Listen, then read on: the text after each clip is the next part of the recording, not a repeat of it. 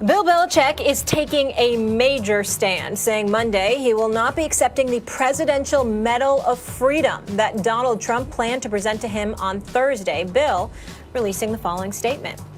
Quote, recently, I was offered the opportunity to receive the Presidential Medal of Freedom, which I was flattered.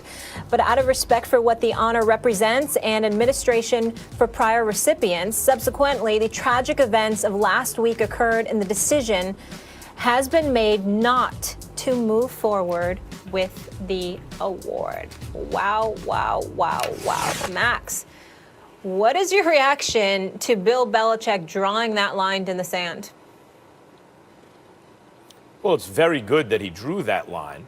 I understand that Trump was supportive of the Belichick's during Belichick's wife's battle with cancer. And I understand where that can lead to a sense of personal loyalty that goes outside of just someone's opinion of world events or the way a leader is behaving. But in this case, even something like that, this is a zero-sum game. Had he accepted the award, that would have been very, very bad. The fact that he's not going through with it is good. But again, there was either a right answer or a wrong answer here, either good Belichick or really bad Belichick. And I'll also say that his wording of this was not, in my view, nearly strong enough.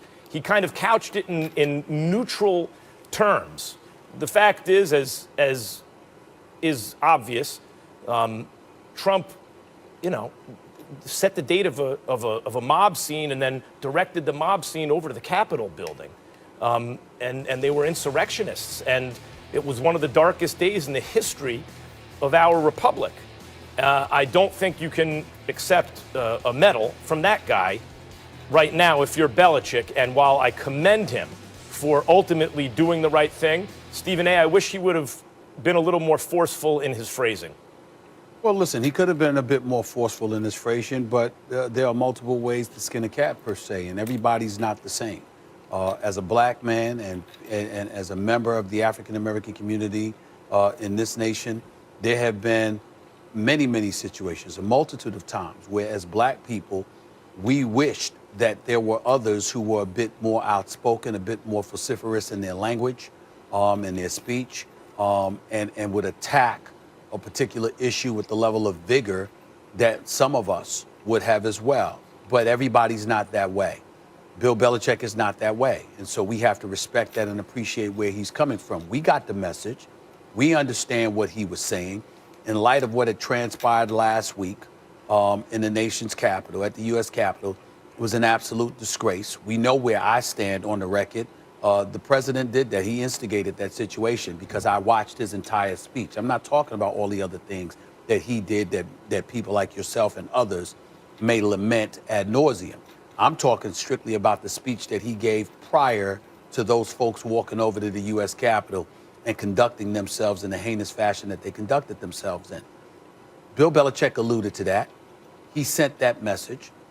And remember, this was a friend of his as well. It's a friend of Robert Kraft's as well.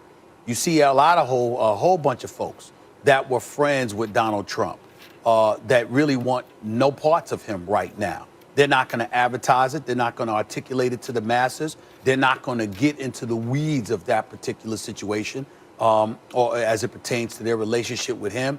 But make no mistake about it, there's a whole bunch of people that were once friends with him, that once had a strong belief in him, felt that, his beliefs or whatever the case may be were in the right place and in the right direction. And they're thinking about none of that now. They're literally putting country first, because they recognize how dire things are at this particular moment in time. And what they're trying to highlight is that we'll leave the political stuff to y'all from a philosophical perspective, from a policy perspective. We'll leave all of that to y'all. When we talk about this particular individual, we're talking about his behavior, how divisive it has been to this country, and we want no part of it. We don't even want to talk about him. We don't even want to mention his name. And I think it's something profound to take away from the fact that that was not mentioned by Bill Belichick, because I think that's how much the president has been ostracized from an awful lot of people that we don't even know yet. people that don't want to be seen with him, people that don't want to talk with him, people that are utterly shocked at how far they believe he has regressed. Somebody like Max and others would say it's always been there. To them, that's not what they saw. They saw something different last week. And as a result, they're thinking about this country, this nation, and what we're supposed to be about. And as a result, they don't want anything to do with them. And when it comes to Bill Belichick, I would remind everybody, one of his closest friends for years, to my understanding, has been Jim Brown. And say what you want about Jim Brown, but Jim Brown was an iconic football player and an iconic figure because he was one of the preeminent faces in the world of sports during the whole civil rights struggle. That's that Jim Brown. That's a guy that's been close with Bill Belichick for many, many years.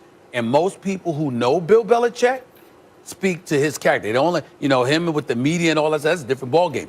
Him with his friends and people who know him, they talk about what he's about. And he's a very principled man in certain respects. And certain things rub him the wrong way.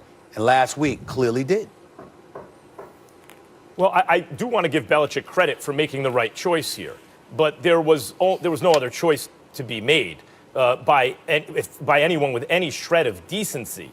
On top of the symbolic stuff that went on, for example, we showed an image of the Confederate flag being waved around in the Capitol building. Stephen A., that never happened in the Civil War.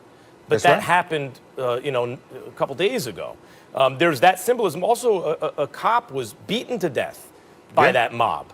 There was no way any decent moral or ethical person could support a president who has told so many lies, but the latest of which is a series of lies about election fraud in order to whip up a mob of insurrectionists and point them toward the Capitol building. Like if Belichick would have accepted the award, that would have ended his reputation publicly forever. So he does deserve credit for making the right choice. But it's not fair. But here's what what's choice not did he fair. have? But here's what's not fair. He didn't ask for the Presidential Medal of Freedom.